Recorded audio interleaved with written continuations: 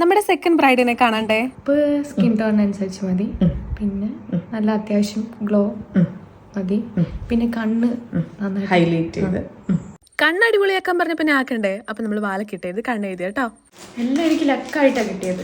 എല്ലാം ഭാഗ്യം കൊണ്ട് കിട്ടിയതാണ്. സാരി ആയ ടൈപ്പ് തന്നെ എനിക്ക് കിട്ടി എല്ലാം. രശ്മിക്ക് എല്ലാത്തിനോടും കറക്റ്റ് വ്യൂ ഉണ്ടായിരുന്നു. ഹെയർ എങ്ങനെ വേണം, മുല്ലപ്പൂ എങ്ങനെ വെക്കണം, പൊട്ടൊക്കെ വെച്ചെടുത്തപ്പോൾ ആൾക്ക് വലിയ ഇഷ്ടമായി കേട്ടോ.